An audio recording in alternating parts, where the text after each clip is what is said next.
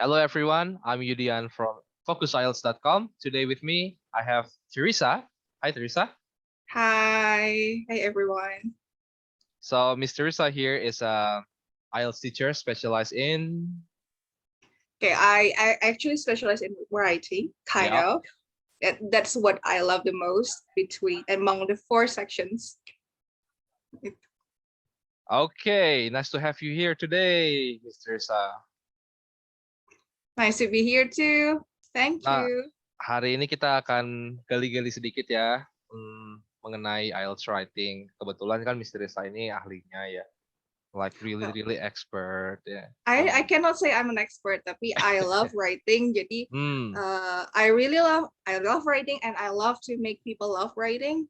So I'm happy to help people and share my tips. Gitu sih. Yay, exactly. That's why interview kali ini khusus untuk writing dan akan menjawab semua pertanyaan kalian yang bertanya-tanya mengenai IELTS writing, kayak gimana sih, apa yang harus dihindari, dan gimana cara nulis lebih bagus supaya bandnya tinggi seperti Miss Teresa ini.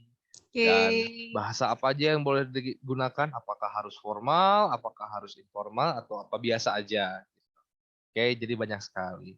Oke, mari kita langsung mulai saja ya biar nggak terlalu lama. Sebenarnya tips apa aja sih yang bisa dikasih untuk naikin band writing, Miss? Band writing ya. So pertama-tama kalau kita untuk standardized test kayak gini, of course kita harus tahu kan yang namanya penilaiannya. Jadi penilaiannya itu I can say ada 4. Ini aku sederhanakan saja ya. Yang dilihat itu adalah first, seberapa nyambung jawaban kita. Bukan seberapa benar ya. Jadi posisi, terutama untuk task 2. Jadi untuk posisi itu nggak masalah mau kita agree, disagree, mau ngarang pun sebenarnya nggak masalah asal masuk akal. Tapi apakah nyambung sama pertanyaannya? Ibaratnya itu kayak kita ditanya,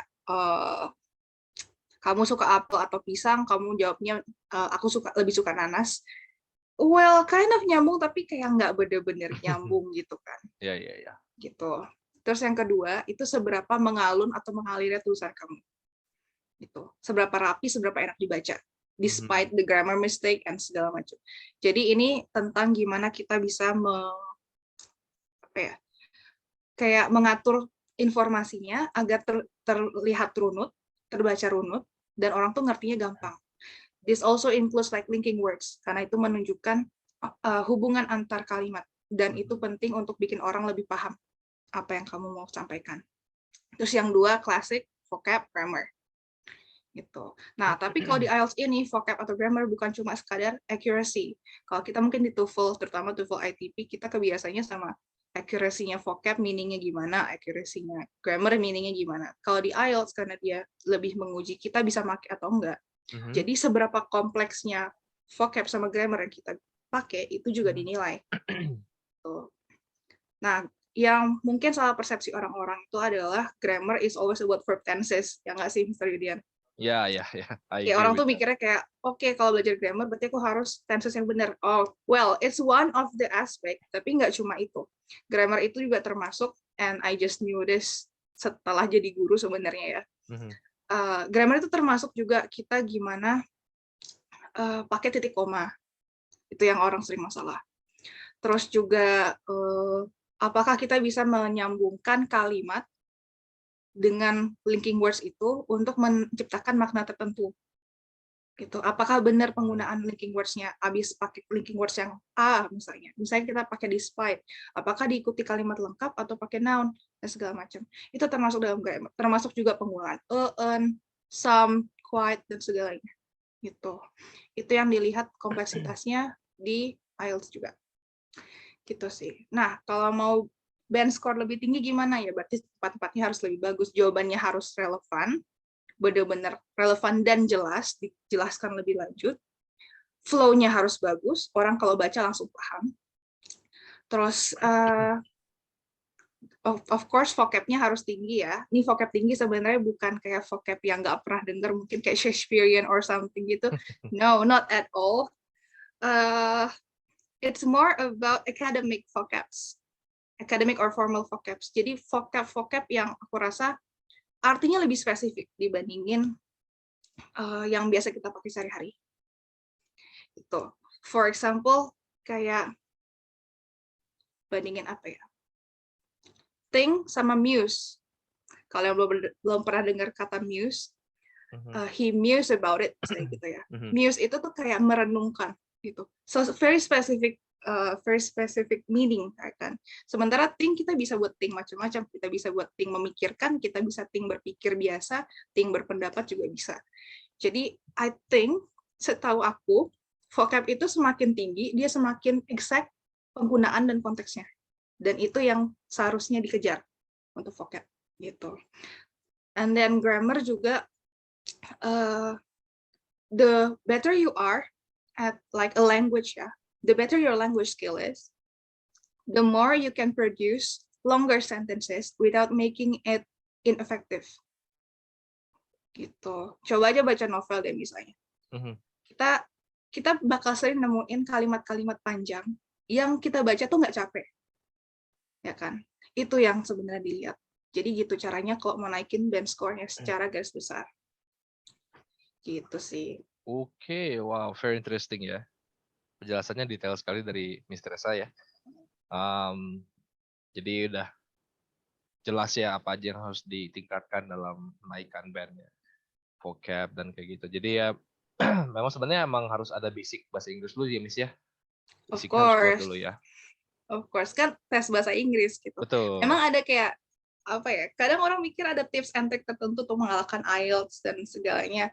Well, emang kita jadi gini, basic bahasa Inggris bagus kalau nggak tahu formatnya, nilainya mungkin nggak terlalu bagus. Tapi kalau tahu formatnya, tapi basic bahasa Inggrisnya nggak bagus juga, ya stuck di situ-situ aja. Gitu.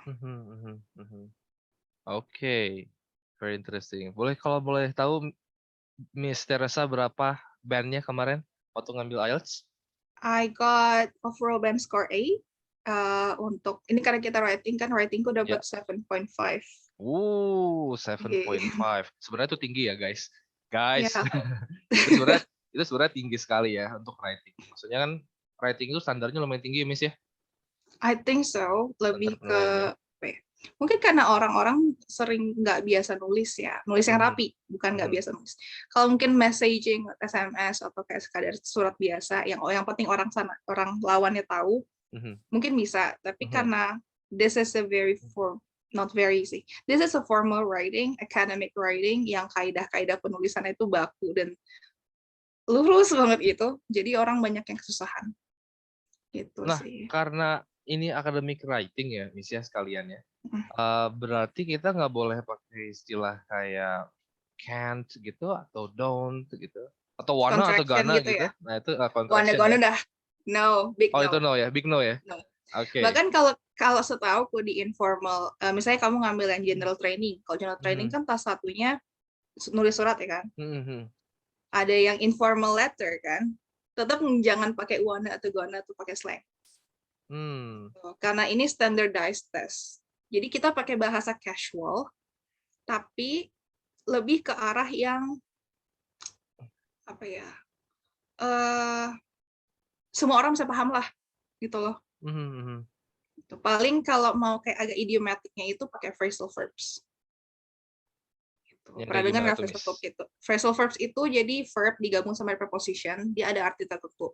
Misalnya yang grow up itu artinya tumbuh kan. Well, grow-nya sendiri artinya tumbuh sih.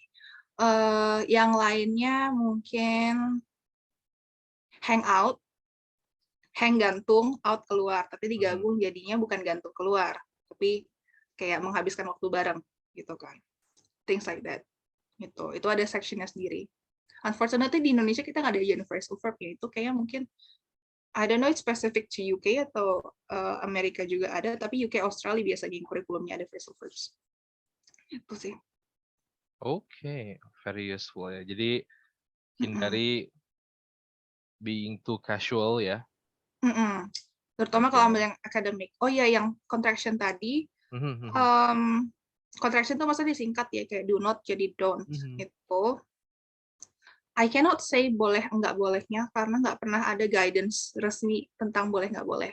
Dan kalau kalian misalnya punya buku Cambridge IELTS, itu juga ada beberapa, atau mungkin dapat bahan contoh tulisan dari British Council or maybe dari Cambridge-nya sendiri, bakal lihat ada beberapa respons yang pakai don'ts atau can't gitu. But for me myself, I usually tell my student not to do it karena we want, especially because my students biasanya mereka ngincernya bandnya lumayan ya 7 ke atas gitu kadang. Jadi it's best not to use it. Just go with the like kita pakai aja kaidah formalnya gitu biar aman. Standardized after all. Oke. Standardized ya. Jadi udah ada standarnya sendiri untuk academic writing ya. Jadi kita nggak boleh terlalu melenceng juga. Yes. Sebenarnya selama kita tahu model academic writing itu seperti apa, sebenarnya aman ya, Miss ya. Kind of, yes. Yes, karena ada seenggaknya untuk kayak grammar, vocab dan cohesion-nya itu aman sih kalau tahu. Gitu. Oke.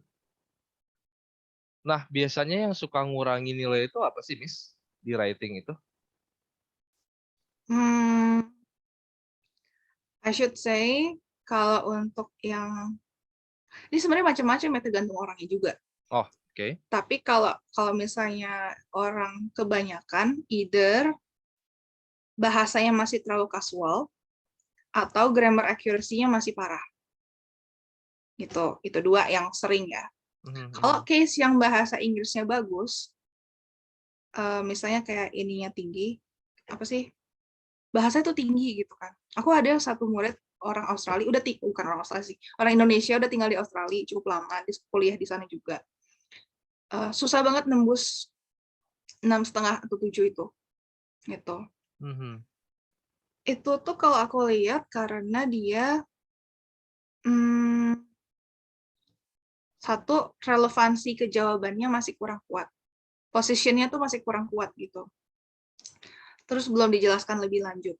Organisasi informasinya juga belum seenak itu untuk mendapat band tinggi. Gitu. And then, apa lagi ya waktu itu yang dia ini. Linking words juga. Linking words-nya itu, jadi kalau untuk mau dapat band 8 atau 9, itu di description-descriptornya untuk penilaian coherence and cohesion yang pakai linking words segala macam, itu udah ditulisnya uses cohesive devices in such a way that is not noticeable. Jadi kayak benar-benar harus kayak mulus banget gitu untuk dapat 8 atau 9 tuh. Itu yang biasanya mungkin orang struggle ya. Kalau mau 8 or something gitu. Tapi kalau yang kayak sekadar 7, biasanya aku sering notice-nya adalah terutama ini, aku nggak tahu orang kebanyakan atau orang Indonesia aja, penggunaan titik koma tolong diperhatikan. Itu sering banget disepelein. Walaupun ada grammatical mistake lain yang juga penting, mungkin kayak tenses kurang, singular plural itu juga sering salah, articles, the penggunaan itu sering salah. Tapi yang paling disepelein dan tidak dilirik itu adalah penggunaan titik koma menurutku. Gitu. Punctuation mark ya? Punctuation. Koma terutama. Koma. Itu koma sering banget kayak aku nggak bisa bilang seenaknya, tapi emang rasanya kayak seenaknya, jadi kayak enak ditaruh di sini dikomain, nggak bisa. Ternyata nggak bisa ya? Nggak bisa. Nggak bisa, melanggar peraturan ternyata ya. Yes. Oke. I see, very interesting. Justru yang bisa bikin nilai kecil itu justru hal-hal yang sepele gitu ya, nggak sepele sih. Detailsnya. Sebenarnya itu lumayan fatal ya. Karena sedikit demi sedikit jadi bukit. Iya betul. Itu dia. Kalau 1 atau 2 mungkin dapat 7 masih bisa gitu ya. Yes. Tapi kalau udah sedikit demi sedikit jadi bukit ya susah. Terus tas 1 juga hati-hati sama penggunaan present past future-nya. Tenses-nya gitu. Tenses, karena ya. mereka sangat tas 1 ini ya, tas 1 akademik yang nulis buat report, buat graph atau buat maps itu. Karena English is very sensitive to time. Kita harus tahu makainya gimana. Tenses itu berfungsi untuk menunjukkan waktu, dan itu yang nggak ada di bahasa Indonesia. Jadi orang sering lupa. Okay. Gitu. Alright, that's a very nice tips from Mr. Saya. And maybe a closing question ya. Banyak yang penasaran juga. Beberapa student kan nggak semua student suka ini Miss ya, suka nulis ya. Kalau yang untuk nggak suka nulis, gimana caranya supaya mereka jadi suka nulis dan jadi bisa pengen untuk nulis di IELTS gitu. Jadi apa motivasinya? Gimana biar saya mau nulis gitu untuk Waduh, student? kalau itu mungkin agak susah ya, karena aku kan emang dari sananya suka Mhm, writing. mhm. Sama sih kayak sama kayak aku dan speaking, we have a love-hate relationship Oke, because we speak all the time, we use English all the time, and as a teacher, as a tutor, I have to speak too, so I have to pay attention to my speaking gitu kan. But I don't particularly like it. Kalau misalnya kalian nggak suka, ya satu-satunya motivasi kalian adalah kalian mau dapat nilai bagus atau enggak. Mimpi mmm, kalian kan yang mau kalian kejar. Jadi yang nggak suka itu harus kalian kalahin. Dan jangan mindsetnya kayak, aduh nggak suka, aku males. Itu jangan. Makin nggak suka, makin nggak suka, makin susah, makin banyak latihannya harus. Gitu. Dan apa ya, tergantung mindset sih. Kalau kita udah ngelihat itu sebagai hal yang kayak momok atau jadi monster atau sesuatu yang susah banget, ya bakal susah terus. Jadi keep your mind neutral, open to feedbacks. Kalau ada feedback jangan fokus ke kayak aduh salah lagi, tapi lebih ke oh okay, this is my weakness, I have to do this. Itu gitu. That's very actually that's actually how one of my student, I was very proud of her. Dia cuma belajar 1,5 minggu dan bisa naik bandnya. Okay. Every time I gave her feedback, besoknya dia udah bisa diperbaikin sama dia. hebat. And that kind of mentality that you want to have if you want to achieve a higher score in IELTS. Gitu. Wow, Hmm. very positive ya, and wise Yeah. message from Miss Teresa. Jadi emang dari diri sendiri juga harus sudah kuat mentalnya ya, If I harus can ada add, fighting ya. Mhm. may I add something too? Sure, sure. It's okay if you feel down and you feel like everything is a mess. It's okay. I kind of feel like that too. Ini mungkin sharing sedikit bukan tentang writing sih. So when I was preparing my own IELTS, Mhm. before the record my reading 9 ya, I got a band 9, which is like a perfect score. Not flexing, tapi ini untuk comparison. H-3 aku latihan H-4 sama H-3 aku latihan reading sebelum IELTS tesku sendiri. I use the British Council application untuk latihan waktu itu, dan aku dapat 5,5. Itu aku sampai nangis.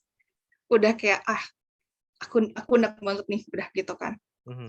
Then I was like because I'm kind of used to learning things in a hurry juga, maksudnya dalam Mhm. kayak pressure dan such gitu.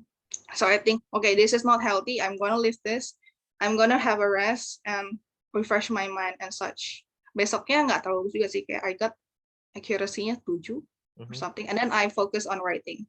Turns out I get a band 9 gitu. So jangan menyerah, Betul. clear your mind. Oke, very wise, very wise ya. Bagus, motivasi yang bagus ya, karena emang IELTS itu kadang-kadang bisa bikin down karena Capek. pressure-nya, ya betul.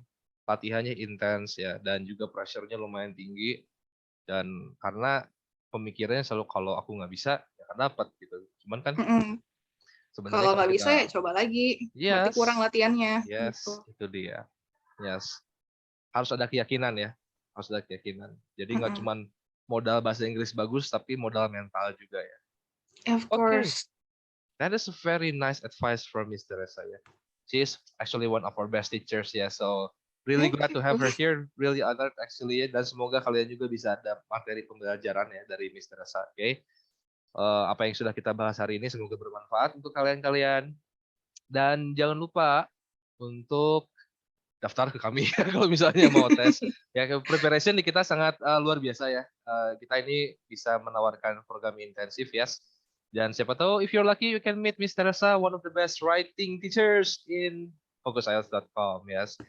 Kalau if you're lucky too you can meet me. Aku di speaking Siapa tahu dapat berdua. specialty-nya. Siapa tahu dapat berdua yes. Iya. Deadly duo ya. Jadi dengan di tangan kami kalian bisa sukses, oke? Okay? Yes. You get what you focus on. Ya, bisa. Asik. Asik, ada ya. Slogannya kesebut yang penting. Oke. Okay. Alright, so that's it for the interview for today. Yes. Don't forget to subscribe to our channel. Leave a comment below for feedback. What should we improve and so on. Okay. And Mr. Rosa, you want to add something before we close? I don't know. Maybe if you got any questions, you can leave it on. Nanti Yes. kalau misalnya ini, if I can like see it, I will reply it with my own account too. There you go. See, Mr. Rosa is kind enough to give you personal advice. Okay. So that will be it from us for today. Thank you so much, Mr. Rosa, for giving your insights. Okay, they are very useful, and I'm very happy that you are willing to share everything you know about writing. Okay, Thank you for having me too today. It's been you're a pleasure. welcome. Thank you so much, guys, and we'll be seeing you again soon in our next video. Bye bye. Bye.